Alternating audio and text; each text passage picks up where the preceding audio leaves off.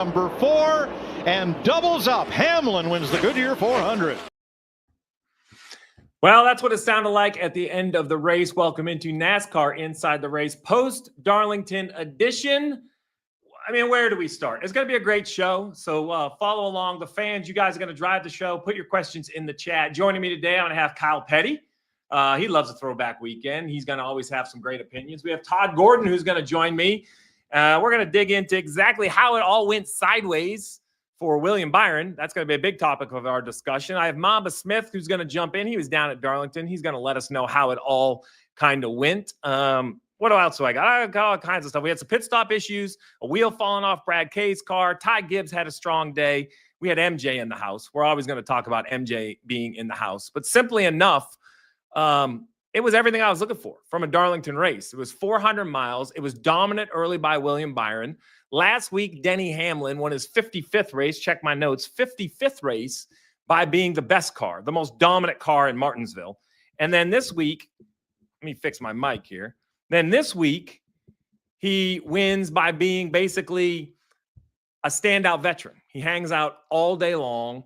His pit crew gets it done with a faster-than-fast pit stop. He gets control of the race, and then he kind of seals it off in the last couple laps. So Darlington is always one of the biggest tests of the year. And once again, it was another big test of the year as well.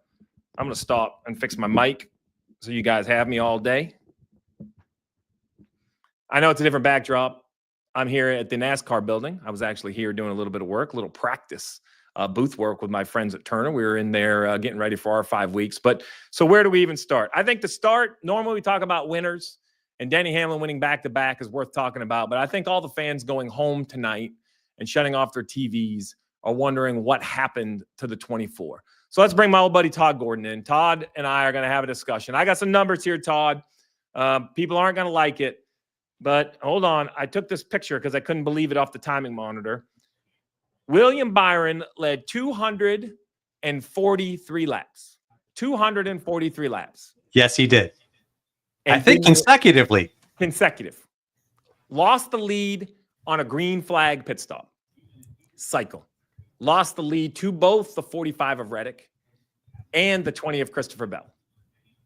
Yeah. I mean, really, it wasn't one car that jumped him. I think he came out 4th or 5th by the time he got back there, and he drove his way back to Christopher Bell, but couldn't get by him. But yeah, what a tough thing. You know, that's the part of these racetracks where the lap times fall off so much.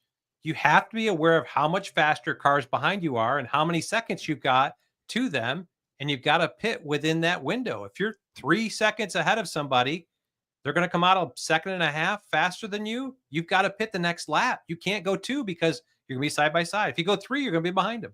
So let's start. Let's start 20,000 feet for our hopefully our new listeners. If you're listening on the podcast, we appreciate. If you're watching on YouTube, we appreciate you as well. So Darlington, Miami, Richmond, Sonoma, high tire fall off racetracks. When you're out there running under green, it's not about fuel. It's none of that. You say, I know I got to put tires on. When do I put tires on? Well, new tires have a huge advantage. It looked like 2.5 seconds, 3 seconds a lap, 2.5 seconds today, something like that. Yeah, I thought it was around 2, but okay, we'll yeah. call it 2 seconds. I like that. That's better math for me anyway. So 2 seconds a lap. So if you're the leader, William Byron, and you have a 4-second lead, you know that the guy in second can pit. And if you run 1 extra lap, you should come out about 2 seconds in front of him. If you run 2 laps, then you could lose the lead to him depending on who had a better pit stop. And very simply put, for those that didn't see, Reddick came to pit road running inside the top 5, but he wasn't running second, right? He was running later. D-Lo, you got the Byron Reddick Delta? Pop that up. Let's explain. Okay, here's what we have. There's a lot going on in here. But basically, the yellow line is Byron. The red line is Reddick. Isn't that correct, D-Lo? That's the line across. So what you'll see is that in the pit stop, when the 24 comes to pit road, so we're out here, we're in the final stage where D-Lo has his cursor right here. You're going to see the line, the yellow line staying flat, that's the 24. The red line decreasing off the 24. That means the 24 is pulling a gap to the 45. Then the 45 pits. You see the drop in the red line down to the yellow P? That's the pit stop. Now you see a couple laps go by, and then you see the bright yellow P on the yellow line. That's when the 24 pits. And now you see the red line is above the 24. That's it. That's the pass. And what Todd and I are saying is lap 240. What lap we giving that pit stop at? 245-ish? 246? It's too far. He needed to come at like lap 241, 242 after Reddick. I've got him coming at 244. I've got Reddick coming at 240, which means there's 4 laps between him. If it's 2 seconds a lap, that means Reddick makes up 8 seconds on him. He was 4 seconds behind him, and that's the math kind of works out because he shows almost a 4-second advantage on him once he comes back out. So D'Lo, you can lose the fancy stuff. I got to talk about just human element here for a minute. I love the 24 car. They're a great group. I think Rudy Fugel's brilliant. I mean, these guys fly. But it's very simple. This is a little bit of a mistake. I made it. Okay, hold on. Let me tell another story. I made it. I was leading Greg Biffle. I was a crew chief for Jeff Gordon. Greg Biffle running second. We rode, and I let Biffle jump us to pit road. We came out from pit road behind him, and we never passed him the rest of the day. So when I talk about this mistake, I can talk about it with some empathy because I made the same mistake at the same racetrack, right? But in today's world of engineering, there's no way that the 24 car can lose sight of both Reddick and Bell. He got passed by both cars in that pit cycle. Yes. Yeah. And put himself in a position where, and I think part of this plays into when you've led all the laps up to now, you don't know how your car is going to be in dirty air. And I think there might be a little arrogance that my car is so good and they have drove out to leads that we'll just drive back by them. But when you get back in dirty air, these cars handle differently. And I agree with you, Steve. You've got to maintain your track position, and you can't let somebody jump you because then you got to race behind them in the dirty air. So look, normally we start with how the race was won. We're getting ready to circle back to Denny Hamlin. So everybody that wants to talk Denny Hamlin, hang around. Todd, I appreciate you jumping in to help me explain that. It was just a mistake on top of the pit box. Then Byron got in dirty air. It couldn't get it done. So you don't get to disappear too far. Hang out backstage. We'll bring you in later. We have a whole bunch of other stuff. So I know we're going to talk some pit stop issues, some other things. So to lose it, somebody has to win it. Normally I'm saying the opposite, right? To win it, somebody has to lose it. Well, to basically lose it, which I believe the 24 did, somebody has to win. But this time, it wasn't even the 12 of Blaney, who was great at long runs. It was the 11 of Denny Hamlin, who came out of nowhere off from pit road with a monster pit stop, 9.42 seconds. 9.42 seconds. Let's bring in my old buddy from NBC, Kyle Petty, who is hanging out with us today. KP, welcome into NASCAR Inside the Race, my man.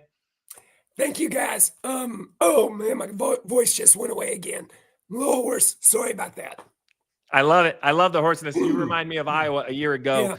Yeah. I want to talk about the race winner because I think you can put in the context, right? You're the son of the king. You've seen it. The guy that's won 200, 44 years old, wins 55 last week in dominating fashion. I talked about him last week about how he just hasn't seemed to age yet at 44.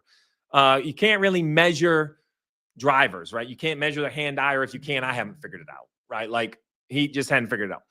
Then he comes back, not dominant this time, but he comes back and he wins in a very veteran-like manner. Hangs around to the end, lets the pit crew does his work, and then just seals the deal on the restart. You've seen the best of the best. Give me your Hamlin thoughts. Yeah, I think you look at it, and it was almost a Pearson-type race where he just hung around. Silver Fox. Maybe he's the new Silver Fox. I don't know. Because when all the guys that were contenders faded, had issues, made mistakes, whatever it may be, he capitalized. And the race was won on pit road and by Denny Hamlin in a phenomenal restart. He just took control of the race. That's the Denny Hamlin, as you said, that's never fallen off. You put him in position to win in the last 2 or 3 laps, and there's only a handful of guys, Joey Logano, Kyle Larson, Denny Hamlin. Those 3 come to the top of the list. If you put them in position at the end of the race to win, they're going to bring home a trophy. And that's what Denny was going to do, especially at Darlington. So let's talk about Darlington as a whole. Throwback weekend. I know you're a big fan. Some of the drivers said it's kind of run its course. I'm not sure. I don't totally disagree. I think it's a super special weekend. I'm not sure I need it yearly. I think it's important for the history of the sport. And that's why I think if it's losing a little polish or luster or shine, then maybe we just pause it for. Remember, we went away from Labor Day, then we came back to Labor Day, and it was like the Yeah. biggest event ever. So Yeah. I'll ask you, as a guy who loves the history of the sport, would you be okay if we put it on pause for a couple years? Yeah, I would be okay. But at the same time, I'm going to say this. We can say the Clash has lost its luster. We can say the All-Star race has lost its luster. We have to remember the All-Star race and the Clash and the throwback weekend is not about the drivers. It's not about the teams. It's about the people that buy tickets and sit in the stands.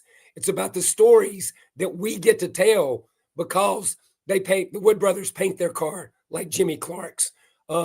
We heard the story about Christopher Bell and the sprint car driver that he lived with who taught him so much. We never hear that story except for the throwback weekend. So let's keep that in mind. No matter what the drivers, listen, I don't know, but as a driver, I never knew what my car was painted like because I couldn't see the outside from my seat. You know what I mean? So why should I care what it's painted like? So I agree with what they're saying, maybe in principle, but I think we could look at a lot of events in NASCAR and say it loses its shine a little bit, but it's not about us. It's about the people that buy the tickets and sit in the grandstands and the people that tune in and watch. Byron, great. Todd and I just talked about kind of lost control of the race on pit road. Hamlin picks up the win. Blaney probably had the best long run speed. Shocking lap 4 wreck for Kyle Larson. Just shocked. Shocking. What do we make of it? I have no idea. That he's human? Am I allowed to say he's human now? Yeah, we can say he's human. And I don't know. That just absolutely fascinated me that early in the race that they just went away. Now, I give him and I give that team tons of credit. He sat in that car. He watched the race. Those guys worked their rear ends off to put that thing back together. We see the in car right here. It just gets out from under him. But they worked forever to put that thing back together to pick up that 1 point. And we have to go back to last year when he run the double-double and didn't get to run at Charlotte. What would that 1 point have done for him? What could that have done later in the year? And that's what you've got to go by. I mean, I'm not a big fan of going out for one position. Don't get me wrong. I would have already been at the house. Me and you both. When those guys. So I'm not a big fan of that. But at the same time, at a time when we continually say win and you're in, points still matter. And I got to give that team credit for putting that thing back together right because he instantly went out and met minimum speed and went on down the road. Well, voices still matter. And for that reason, I'm going to let you sign off. I'm going to let you save that voice because I know you got a lot you got to cover. Yeah? Yeah, I'm going to say one more thing. We talked about, you talked about it. William Byron leading 400 or 234 laps. And I was thinking about it coming back up the road. I don't think we've seen a dominant performance like that for that length of time at a racetrack like Darlington. And the only one that came to mind, and I was coming home, and it's just because we work with Dale Jarrett. His dad in 1965 won by 14 laps there. That's a dominant performance, when you win by 14 laps. But I don't think, even though William and those guys gave the race away, even though they lost it and they just basically gave it away, I think that's a clear message that team has showed up this year to contend again for a championship. That was a performance like we've not seen in a pretty good while. No, it was an impressive performance, and it's going to go his way. I don't going to call it luck. I think it was a mistake by the team. Nonetheless, you win them with your team, you lose them with the team. So, KP, I appreciate you jumping on. Appreciate you battling through, bud. Thank you, man. See you down the road somewhere, and I promise next time you see my voice will be better. I won't be any smarter, but my voice will be better. Yeah, listen, I know. I've lost my voice as well. So, KP, appreciate you joining the show. Here, if you're looking for our buddy Racing Insights, Trey from Racing Insights isn't on the chat anymore. He's in the chat with you, the fan. So he put right here, William Byron led the first 243 laps of the race, the most to start a race since Jeff Burton at New Hampshire in September of 2000. Those are for the listen-only broadcast. I'm reading them out. I get to work with Jeff Burton. I remember that day. It was a dominant day. So a lot goes into that. Like, how did he lead the first 243? Well, they had good pit stops. They had the number one pit stall. They kind of controlled everything. They needed to, they needed to figure it out. I'm being told to not give Trey a big head, but Trey's doing a great job on the chat. So listen, he's in the chat with you fans. So if you have a question for Racing Insights, you see him in there. They have NASCAR Insights. They have everything you're looking for. Fire them up, ask them a question. We'll see if they can answer it. So from from KP with no voice. If my man Mamba has no voice, then I'm doing this show solo from now on. I'm not inviting anybody else in if nobody has a voice. Mamba, the Chief Hype Officer. Is that your official title? Yeah, actually it is. Yeah, I put it in my contract and they said, okay. So there you have it. Chief Hype Officer. If you've ever been to the racetrack and you want to watch driver intros, my man Mamba is on the stage, and I'm going to have to give you credit. I think you might be the most universally liked by all drivers. I'm not sure how you win that award, but you're it. They all seem to like you. Almost all of them. If there's one that is a little iffy, but he might come around. It's all right. No, we have a great time, man. Vibes are high. The vibes were high at Darlington this weekend. The fans were out, and Steve, it was hot, bro. It was hot. I got a couple shades while I was out there on the stage, and everyone had a good time though. The flyover was beautiful, so the energy was hopping. NASCAR racing's right where we want it to be. I got a lot to run through. Yeah, you do. Your boy Blaney, I know you guys are best buds. Great long run car. I want to talk about the Bubba getting in the back of Larson at the end. I have a couple questions about that. But let's start with the guy who I think makes every event bigger. Fox showed him, and I don't blame him one bit. I've met him 3 or 4 times, and every time I meet him, it's like the most I glass over. My eyes glass over because he is the most famous man on the globe when it comes to sports. MJ was in the house. Does it feel like, look, he's MJ. Like, I mean, you know, who else can be called? Like, I didn't give you you're not M Smith. I'm not SL, right? We have to use names. Right. He's MJ. What was it like having MJ at Darlington just elevate the whole thing? Yeah, no, it's really cool. And actually, so I was right on pit road after the race. Cars park. He goes up to talk to Tyler. You know, cameras and people. Then he goes over to Blaney because, you know, he's now one of the guys in the garage. I think the way that the drivers treat Michael Jordan and the way Michael Jordan treats the drivers, it's like a mutual respect of athletes and high-level professionals. So there's no, like, I'm sure they're starstruck because it's still Michael Jordan, but, like, it's the way they interact is like how everybody else interacts. So he walks from Reddick's car past one to Blaney, and it's just him and one security guy. Like no one's bum rushing him. Like he's able to do his thing, which I think that's super cool because he's a big fan and wants to be here. And the way that he's here is in a huge way with owning, you know, 2311. So whenever Michael Jordan's in the house, I'm here for it. And you can tell in his face because you can see it on the broadcast. He was in shambles trying to figure out if they were going to be able to win this race or not because the 12 was coming, man. The 12 was hot to trot. Well, let's talk about Blaney. So, look, I don't pull any punches. People don't like me for it, but I don't care. Here we go. I don't know what to tell you, man. Not good on pit road. -17 before the green flag cycle. Now, I'm going to tip my cap a little bit. I know that I want to put this in perspective. Denny Hamlin, final pit stop, 9.4. Mm-hmm. The 24 car, 9.5. The 20 car, 9.3. The 45 car, 10.1. The 12 car, 10.1.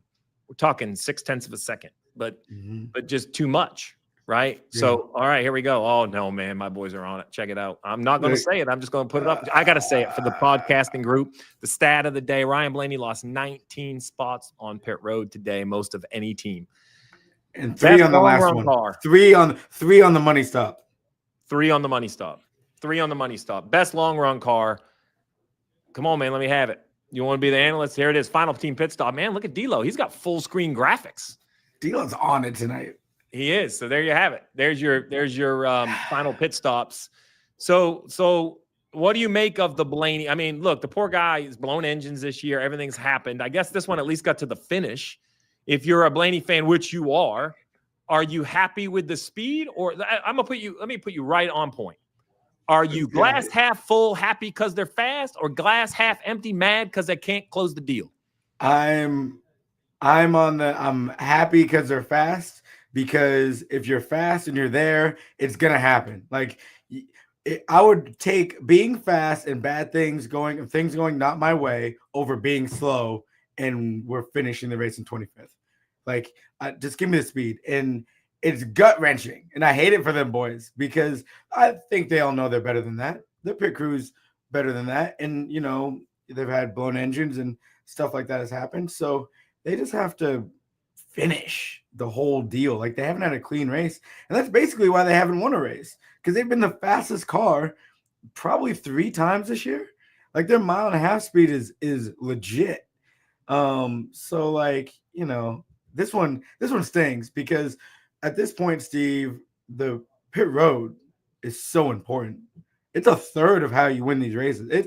It's like special teams. Like you don't talk about them until you need them. And then I need you to knock through that field goal. I need you to pin back the defense inside the 20-yard line. You know what I mean? Like that's what we're talking about. And these pit stops are so fast. They're right on the razor edge. So, I mean, it is what it is, but like you just want it to be locked in better. So yeah, I threw that up there. Look at that. Look at that. Read it for the podcasters. Yeah, I'll read it for everybody. Ryan Blaney ranks 3rd on speed in 2025. Period. And this is what it looks like. You're on board with Blaney right here on the right.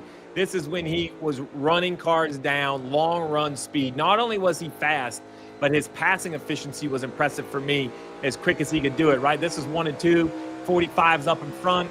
That was actually 3 and 4. Now we're coming in 1 and 2, and he literally just rolls to the bottom. This is before that final caution came out, and he drives to the inside of the 45, and this thing is signed, sealed, and delivered if we don't have a yellow. Steve, the cojones that it takes to drive down into 3 and run that line that he was running around the painted dotted white line, like that's not where they run. So for him to not only think about going there, but have the confidence to make speed down there and not wreck, bro, they had that thing. That thing was locked in. It was a classic race. Classic. He came from deeper in the field at the beginning of the day. They chomped away at it, and had the right strategy. Everything was right. And then the caution came out. Well, let's talk about that. Caution came out. I'm telling you, it looked weird. It looked funny. Blaney passes Reddick. Reddick kind of gets up into the loose gravel. I call it gravel. The clag. Gets into the clag. All the tire burn off. Gets up into the fence. I don't know if the 5 chops the gas and the 23 runs him. I don't know what happens there, but the 5 has a replay of earlier in the race and hits the inside fence. Good thing we have all these in-car cameras that we can dissect. Come on, I know you got it, D-Lo. But I know he's got it. Okay, so watch to the left. You're going to see, I think, Larson slide through right here. Yep, there he is. There's a 5. And then right here, Steve, off a 2. Checks up. Bang.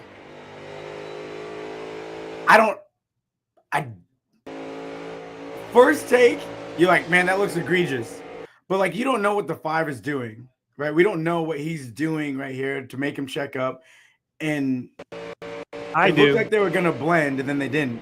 What do you think happened? All right, hold on. I want you to look at the car. You see the 5. Look up ahead. That's the 45. Yeah, the 45. The 45. I'm going to back this up. I think the 5 car sees the 45. It's going to come to the right side of 5. He's going to show up. Yep, you there see he the is. dust and the smoke? Yeah. I believe that Larson sees the 45 hit the fence there, and I think he is expecting him to spin left back across the track, and he's trying to avoid him. And Bubba Wallace, because I know there's some conspiracy theorists who are thinking Bubba's trying to wreck him for a yellow for the 45. I think Bubba Wallace was surprised as everyone was when the 5 checked up right there. That's my analysis. Is that the 5's rolling, he sees the 45 getting to the fence, and now he lifts because he's like, I don't want any part of this race for the lead up here. And then the 45, or excuse me, the 23 of Bubba Wallace is like, dude, what are you doing? And he hooks him and runs him over from behind. Right. All right, right here. Hold on. Look, we got somebody who agrees with us. We're going to put this in. 45 hit the Wallace and decides to slow down. See, I like it. MDH. I think that's good. Here's the thing. I think, and we're right. We are snap right out of this. We haven't been able to talk to Kyle yet. Kyle might have already talked about it and been like, this is what I did. This is what I saw, and this is what I did. That whole statement that Kyle has will clear this whole thing up. Because if he says, well, I saw 45 wrecking, so I slowed up, well, there you have it. And hang on, D'Lo, run it one more time, if you could, if you don't mind. I just want to listen to the engine of Bubba and when the 5 checks up. I just want to hear.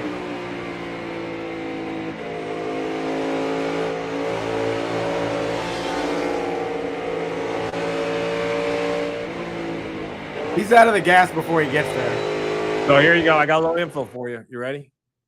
Per Racing Insights. Can everybody see that? Yep, 5 team radio. I was checking up, and it's funny. I wish I could do a Kyle Larson impression because this sounds like Kyle Larson. So that was embarrassing, right? So he basically said that same thing. Now, listen, whether he thought the 45 was wrecking, but he was checking up, and he checked up into the front bumper of the 23 and got spun out. And then here's I mean, this happens so fast. That's right, Sean. I'm putting Sean up there. My man, I love when the fans give me some real comments that I can share right here. It happens very fast. You're right, I like Sean. this. I like what you guys you got like going it. on here. And here's why I say this, Sean. I tell this to every replay producer I ever work with on live TV, man. When we see a wreck, please don't give me a slow motion replay to start. I want the replay to be full speed and wide because it is so easy to assign blame frame by frame by frame. And it is so much different to take a look at what's going on at 130, 40, 50, 60 miles an hour. So I agree. Look, I think it's a wreck. Wrecks happen, man. I don't know what to tell you.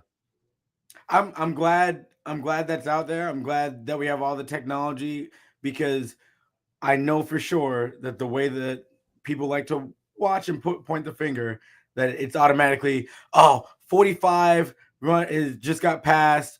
Bubba's helping his teammate, dumps somebody. Oh, and Bubba gets back on the lead lap. Like, you can see how that all plays out. And then just happenstance, the 11 ends up winning. Like, you can see how that all would play out. It's just erased all that. And I want to be clear. I put that up there. If the 12 team could execute. Okay. So Asha, you think Asha is Asha? Asha. Asha. All right. I'm gonna go with Asha. Maybe. I don't know. Asha, maybe. I don't know. Don't ask me. I hear this person's frustration. And look, I'm a Red Sox fan. When they can't win, I'm like, fire the coach, get a new pitcher. Like, I don't have to be sane with my comments because I'm a delusional, diehard fan. So I want the fans to know I'm never going to tell them how to feel. Like, I want them to feel whatever their driver's feeling. But it is the same team that Blaney defends all the time. It's the same team he's won championships with. I think this right here is this the jack issue? Show it, D-Lo. Go ahead. Let's show the jack issue. Yeah, I think it is. D-Lo wants to throw up a video. We're not going to tell him no. Left side, we come around. Right side looks good. We're going to come to the left side. It's not playing. It doesn't want to play right now. We're going to get it figured out. Oh, there's D-Lo. Unmute yourself now. You're in the chat. Yeah, come on now. I'll have that for you a second. We're having tech issues. Give me a I second. knew we could get D-Lo on here. Yeah, that's right. The fans have been asking poking for at him. Listen, but you're right. And I feel I am a 12. Blaney, this is from Coop. Blaney and Al Guy have similar seasons, cannot execute when it matters most. You know that I'm the flagship of the 12 fan club. I can't believe you weren't wearing a Brian Blaney t-shirt. For those of you guys listening on the podcast, he's wearing a great Goodyear mechanic looking t-shirt. But all right, Here we go. Left side, jack issue. 1, 2. Can't get it up. 3. Can't get it up. And we've already proven that 0.6 of a second is the difference. So this was not the final pit stop. This was earlier in the race, but this just shows the type of issues the 12's having. Yeah. It's just all over the place, and they'll get it cleaned up. Why? Because they're a championship group. Jonathan Hassler knows what he's got, knows what they're doing. And it's easier to brush these things off when you know you're really fast. It's when you're more in a situation like Kyle Busch, where the speed comes kind of intermittently, and then we come down pit road and we fumble the bag, and then now I don't get a chance to win. So they'll be all right. 12ers, you're fine. Don't worry about it. I put this up here because I want to talk about it. Conspiracy theory. Larson and Hamlin, best pals off the track. Larson is getting a nice gift for the help because of the caution. So look, I'm going to tell you that I'm not sure how tight Larson and Denny are off the track after that Pocono issue a couple years ago. I'm not saying they're not friends, but I don't know if they're like buddy. I haven't seen them playing as much golf together. I'll tell you that. Well, I mean, for good reason. Like, it's okay. It's all right. I mean, then the Kansas thing happened too. Remember? I mean, there's been a couple of little incidents there in the row. It has. All right, here we got one more. I'm gonna put this up here just for you. Blaney's ranking. So his driver ranking on pit road is 4th best. His crew's 24th. So roll time's good. All right, enough for picking on the pit crew. Yeah. We know they had a bad day. I've had them. I've had all kinds of stuff. Listen, basically, if you're pulling for driver 12, he's in the top 5, top 3 of almost every category that you want him to be in. Well, hold on. Let's put him up. D-Lo, let's fire. I'm going to put him up. I see you already got him. I'm adding him, D-Lo. My man, NASCAR Insights. All right, Insights. Is this for the season or this for the race? What do we got here, D-Lo? This is for the season. No, this is for the race. No, this is for the race. So, all right, folks. These are NASCAR Insights. These are some great metrics to measure the thing. We have passing, defense, speed, restarts, pit crew. Speed, in my opinion, is exactly what it sounds like. It's the potential of that car, how fast they could go. You see who's number one, William Byron, no shocker. 2, Blaney, no shocker. 3, Reddick, I'm not surprised yet. Hamlin, for people that say he came out of nowhere, he was 5th on speed. So, like, we weren't talking about awful. So I think this is pretty good. I like this. This is a good metric to have. I like this. You see Hamlin 10, pit crew 11. Now look at this. Christopher Bell, pit crew 1. So this is a great, I love this graphic. Let's go down and see some outliers. Who's down here? Number 3. Bubba Wallace, number 3 on pit crew. Number 9 on speed, right? So there's kind of oh, look at all the way. Who's that? That's Chase Briscoe down there. 2 on pit crew for the day for the 19 team.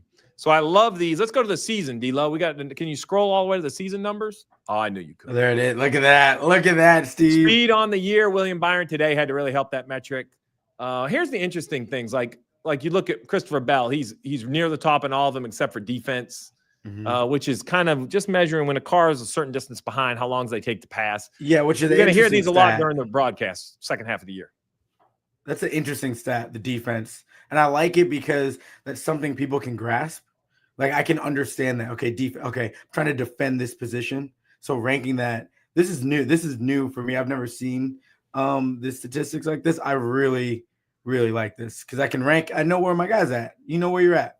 And so that's how I look at it. Let's take the season right here, right? Speed, the middle column, in my opinion, should kind of rank where your year is. This one is by driver points, the season-long one. So the green's towards the top. So I look at Josh Berry, for instance. He's 11th on speed. He's near the top because he has that win, right? Reddick 2nd, Blaney 3rd on speed. But you see, I mean, it's kind of like the potential, but you see some different things. Like, for instance, Ross Chastain, 14th on speed, 3rd on passing, 6th on defense. Number 1 on restarts. Are we surprised? I mean, I'm not surprised. Tail of the tape. Listen, he's a dog on restarts, so it checks out. And then who's second? That looks like William Byron is 2nd on restarts. 3rd is C. Bell. I mean, those are the guys that win, multiple races in a year. Talking about C. Bell and William Byron, you got to be up on it on those restarts. And then Ross Chastain, he's trying to get every position he can, whether it's for the win or not. All right, I'm going to let you off the hook. We're going to lose the NASCAR Insights. I'm going to let you check out because I'm going to bring my man Todd Gordon in. Mamba, I appreciate it. I'm glad it wasn't too hot. I'm glad you didn't melt down there. You look good on the stage. You had had some pretty good driver intro activity, and I appreciate the first-hand look at the day. Hey, I appreciate it. Thanks for bringing me on the show, and I'll see you later. All right, man. Appreciate you, Mamba. All right. My buddy Todd Gordon, he joined us earlier. We talked basically how the 24 got behind in the green flag pit stop. I know there's some other things that Todd Gordon wants to talk about. We're going to talk a little bit of Blaney, I think, maybe a little Reddick, some pit stop issues. Brad K, we saw a wheel come off, and Ty Gibbs finally got that thing to the finish line, what he was looking for. So Todd, if Todd's available, let's get our man Todd in here. Here he is. He's in the closet. Are you sharing a closet with Mama? Because it's kind of the same backdrop. I am. I am. Darlington, it's old school here. So we're making it work in here. All right. Well, I guess where do you want to start? We talked Byron. Should we talk Blaney? I mean, well, one of the things I want to bring up, I want to go back to Denny Hamlin winning. All right. And we talked all about pit stops in the pit stop times. Denny Hamlin did his part. He had the fastest rolling time that last pit stop by like 0.3 of a second over William Byron, who's in pit stall 1, which you and I both know has it has an advantage for rolling there. So not only the pit crew step up, but Denny Hamlin, his rolling time did as well, I believe. So it's top to bottom for the 11 car. It's the whole team doing it. And that's where they all did it. And it's, you got to add all the pieces up. It's what happens from yellow line to, it's how you get to the yellow line, the camera line. And they all did it there. But the other thing I will say, hey, D-Lo, can you bring up the 11 line graph of his day? I want to show everybody when the wheel came off the 6 car, because we're going to talk about that. There you the have nut it. came off the 6 car. Oh, yeah, you're right. The wheel didn't. I'm sorry. You're right. All right. So Denny Hamlin had a very so on this graph right here, D'Lo's going to clean it up. This is why we let D'Lo run it, because he makes it look way better than me. So on the left side, I've got a lot of feedback from the fans about explaining these graphs more. So I'm going to take a minute here and just explain it to everybody. So this is basically a position throughout the race. Left side is the beginning of the race, right side is the end of the race. Top of the graph is first, as you want it to be. The yellow vertical lines are the cautions. We also have some stage breaks in there. They're the vertical dotted lines. So as D'Lo's clicking around right here, you see lap 51, kind of middle of the pack. He gets outside the top 10. Then he goes along. We start stage 2. He's still kind of mid-pack. Why the line starts to go up right here is because people in front of him have started to pit. Denny does not pit. The wheel nut comes off the 6, which means the wheel tried to half come off the 6, brings out the caution. And that reset his whole day. I mean, look at Denny Hamlin, the rest of the day stayed up front. So when we talk about on broadcasts, moments. In football, it's a turnover. Golf, somebody hits it in the water, right? There are these moments, and you don't know the moment. But in hindsight, that moment, that choice, like Chris Gale, new crew chief for the 11, not following the pack on pit road and running long, that didn't win them the race, but it took them out of what you and I, what's like the black hole back there, 10th to 20th. It was like so hard to do much with. Brought him into the top 5. Yeah. I mean, if you look at it, before we got into that cycle, Denny Hamlin was the best running of the Joe Gibbs racing cars in 17th. They were buried. And really, they all handled this in a way that I think, you know, when you're back there, you've got to do something different. We talked earlier about William Byron not short pitting that final stage, but this is one where, hey, you're buried. You've got to think about maybe being on the backside of something, trying something a little different. They all cycled themselves forward, put themselves in a position where they could race forward from there. He had speed early. He pitted and lost a little track position. It just goes to show that air is different when you're up front than what it is when you're running 20th. They would have been a lap down, no doubt, on that cycle. Running that long, the 11 of Denny Hamlin would have been a lap down. Maybe he would have unlapped himself with fresher tires. We'll never know. Hey, let's stick on the 11. Fox interviewed the Jack Man, did a really nice job. Come on, D'Lo. I know you want to show it earlier. You were like teasing the fans with the 11 Jack Man. So I want you to show this right here. Jack Man drops the right side, comes around. We'll play it real time. If D'Lo can get it to play. D'Lo is very unhappy. I think they showed this on social this week with how he brings a jack around the car. It is phenomenal. All right, so I want everybody to think about this. Instead of dropping the jack, picking it up with 2 hands and running around the car, he drops the jack with 1 hand and kind of swings the jack. So watch this right here. Swings it behind his back to the right hand in front of the tire changer. I mean, that is. Can I run this or am I going to freeze it if I run it? All right, I'm going to run it. So right here, he drops it left-handed. Takes a step, not away from the car. The goal, I was told, was to stay as close to the car as possible. The tire changer, this is what's different between 1 and 5 lug nuts. And 5 lug nuts, the changers were the most important thing. They had priority. With 1 lug nut, he moves to the outside, and he lets this Jack Man run through. I wonder how many times the tire changer got hit with this jack while practicing, because I feel like it must have happened. So he swings it right past the left leg of the tire changer into his right hand, slams that thing on the ground, and the left side comes up. I mean, that choreography is just outstanding. I mean, that's outstanding. I feel like he's cut a step out of it and not having a step back for it. He's just reaching back with the hand. And then there's just, he doesn't have to put 2 hands on it. He's already going forward. He never steps back. He's just got the hand on the handle. Like he's 1 step ahead. And then the momentum of the jack just spins around and it's right back into, as it comes around his body, the momentum of the jack's going right to the jack post. Like he doesn't have to change momentum any place in this. It's so smooth. Bravo, Fox, for highlighting it. Bravo, I think it's Bozzy is how you say it. I don't want to mispronounce the poor guy's name. Bozzy, who joined. If you didn't hear, Denny Hamlin had him on his podcast. He broke down some of this pit crew stuff. I want to give credit to everybody who's bringing light to what these athletes do on pit road. Look, I mean, today, it lined up, right? They focused on it this week. They showed it during the race, and then he wins the race off the pit stop. I mean, it doesn't get any more straightforward.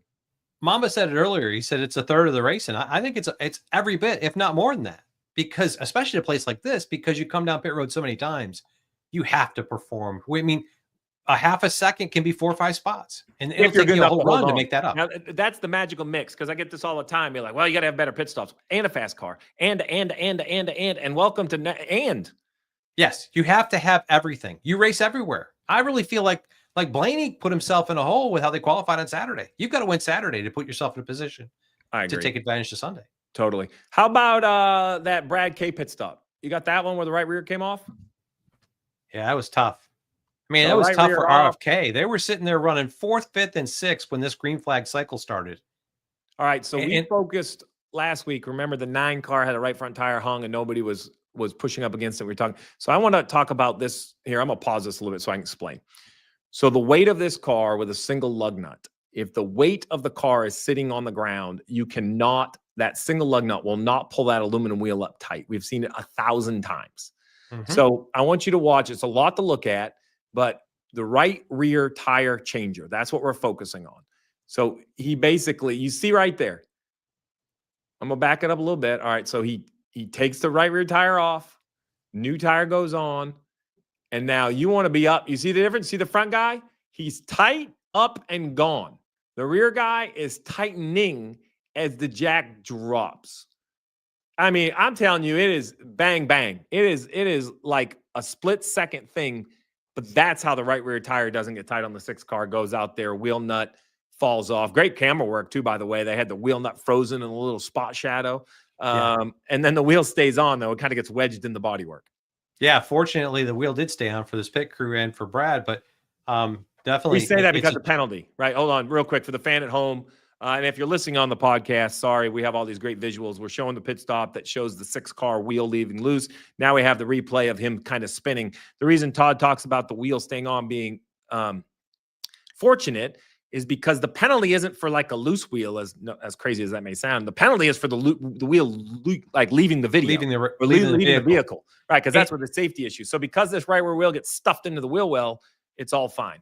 And losing that wheel is a suspension for the jackman and the changer attached, but it's also a 2-lap penalty during the race. So they lost a couple laps because of limping back around, but they would have been 4 down and buried at least from what they had for a penalty there. They had recovery from that, but it's a tough one for them. And really, it kind of broke the sequence up.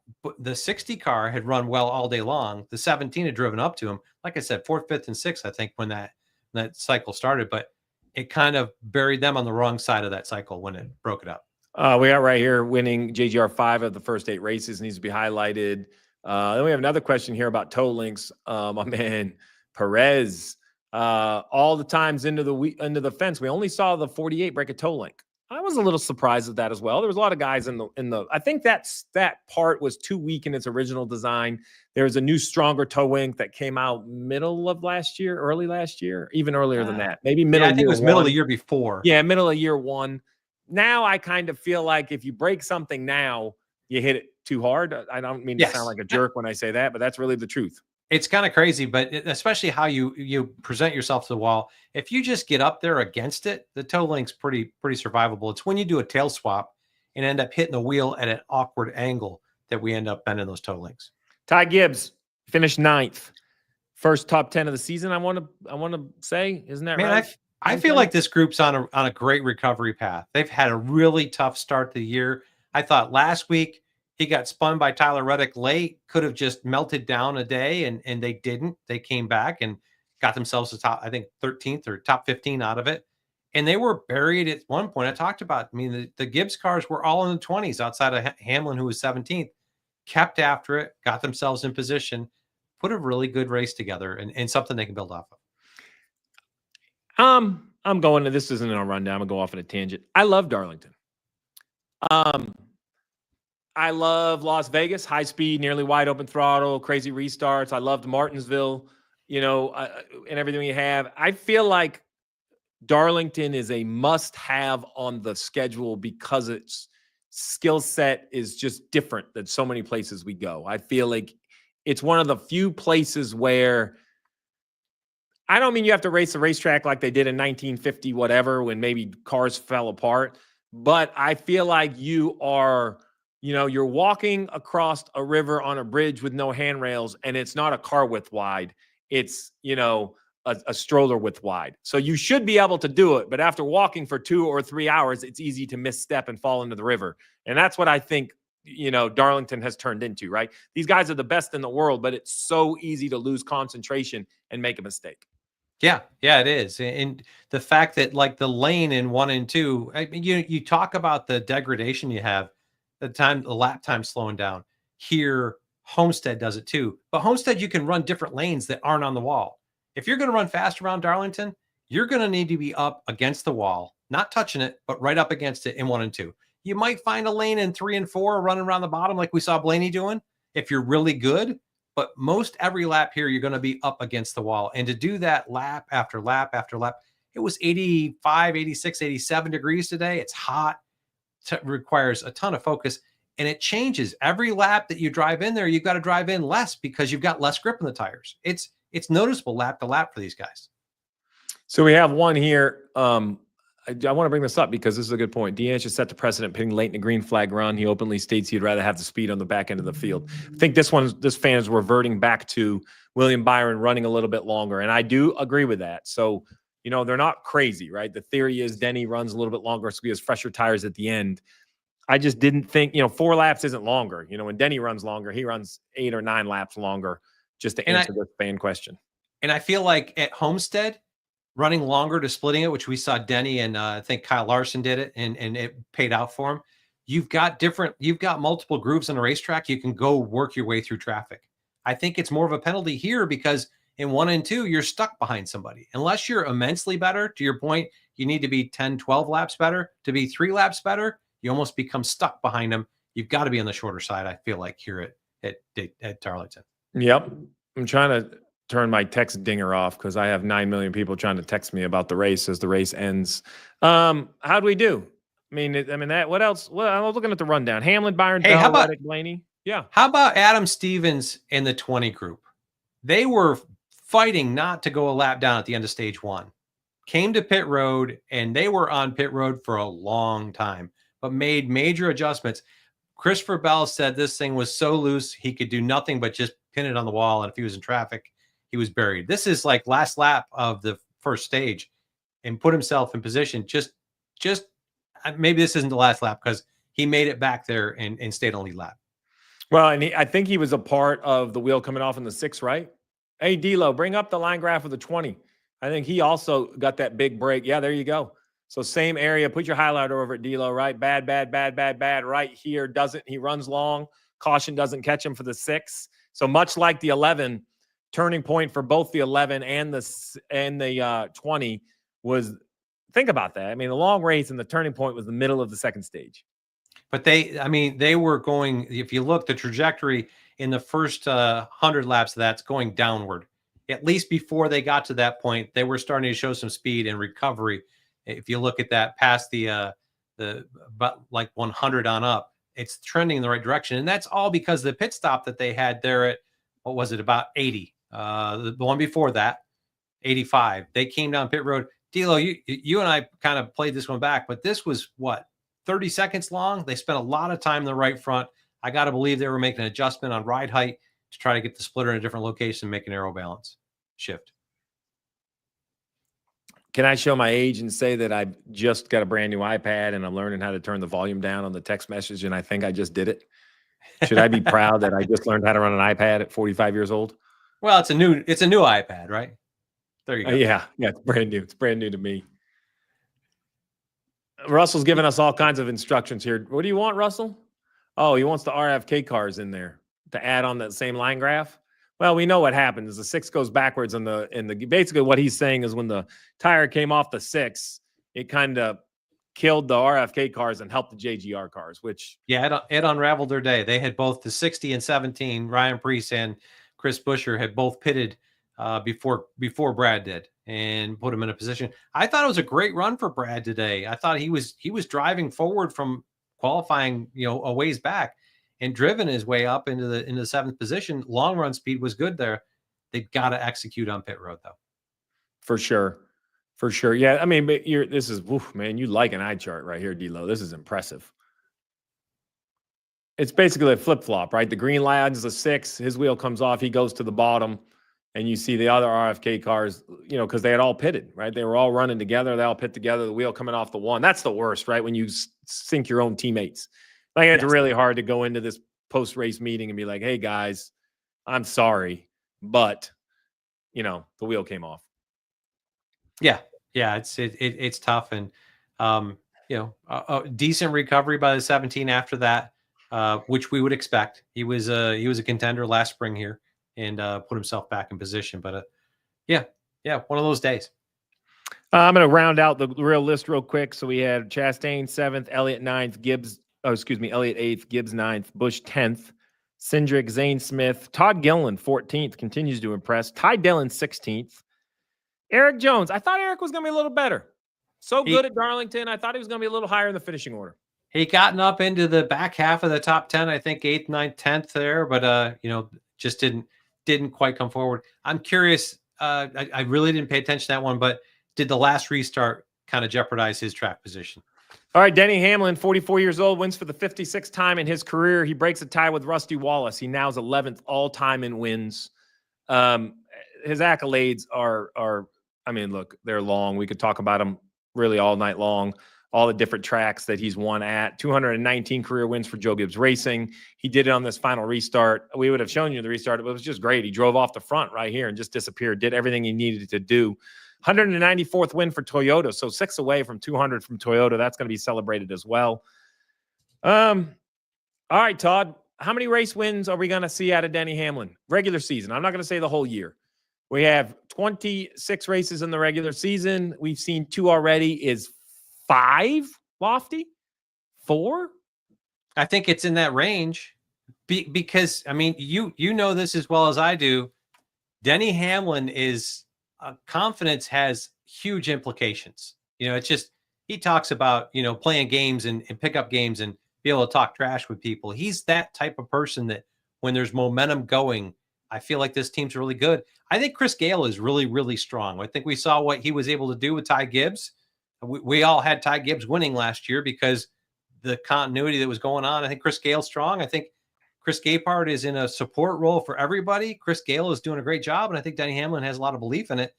And like you talked about, they're performing on pit road. Mamba talked about that. Very important part of the program. I think it could be 4 or 5. I think pretty easily it could be 4 or 5. I agree. In the regular season. How about Xfinity fastest lap? I know you guys have that for me. I forget it every week, so this time I'm ahead of it. Let me guess. It was William Byron? It had to be. I'm guessing it was. Had to be William Byron. Xfinity fastest lap, like lap 2, I think was William Byron. It would make sense. Clean air is king. I'm going to check it. I got it right here on my little fancy thing. William Byron, 29,387. Yeah, but he improved 297. 297. Yeah, he improved. He improved his fastest lap. It was lap 2, but he stepped up his game near the end of the race. Yeah. They were really strong. Like you talked about, they let go of control of the race by not short pitting with the other guys, by letting some guys cycle them. And really, Tyler Reddick had a really good on and off pit road with his cycle as well. But Rudy, I think, pitted two laps too late. Todd, I appreciate you joining. Appreciate you breaking it down. So for those at home, tomorrow when you walk into your office, you want to talk about it on your water cooler, and you want to say, man, how about that Denny Hamlin? You could talk about how he got a good break when the 6's wheel came loose. That was the caution that saved him. You could talk about his pit stop. So you are really puffing about the speed of the 11. If you want to really dig into the details, Todd points out that his rolling time, this is a driver that gets penalized a lot on pit road for being too fast, but today it was the perfect speed. Rolling time took the advantage. Now, if you want to be the naysayer at the coffee pot or the water cooler, you could talk about how William Byron ran too long in the final stage under green flag and went from the lead to not only behind Reddick, I think that was recoverable, but behind Bell as well. But in the end, I think it was going to be Blaney, who had the best long-run car. He was going to drive up out of nowhere. He ran around there all day, but out of nowhere to win the race. That's pretty much Darlington in a nutshell. He came from 9 seconds back to pass Tyler Reddick on the last green flag cycle. In chunks. That was just impressive. And you can't come down pit road as a leader and give up 3 spots on a green-white checker. And in the end, the pit crew got the 11 in position. The 11 did it on the restart. And Denny Hamlin goes back-to-back. Todd, I appreciate you jumping on and breaking it down with me, buddy. Always love being here. All right. Well, folks, that's my man Todd Gordon, straight off the old MRN broadcast, giving us his look at the Darlington race. Look, it was Darlington. It was everything I hoped it would be. NASCAR Inside the Race. We're going to be here every single race day when the network goes off the air. You could come here for a little bit more and a little bit more discussion. Today we had Kyle Petty. I want to thank Kyle for joining us. We had Mamba from the racetrack. Hopefully Kyle's voice gets better. Mamba came from the racetrack. Todd Gordon came from the racetrack. Congratulations to Denny Hamlin. It was what I was looking for, right? I think that the fastest cars don't always win the race, but I do think the best overall teams competed for the win. And in the end, the 11 got it done when it mattered the most. So it was pretty good. As always, we're available live on YouTube when the network goes off the air, or anywhere you get your podcast. You can listen to the audio version of NASCAR Inside the Race. We'll be back again next week after Bristol. So fans, keep all the comments coming. You can follow me on Twitter and Instagram. Love to hear your feedback. So I appreciate it. Enjoy the race, and I'll see you next week.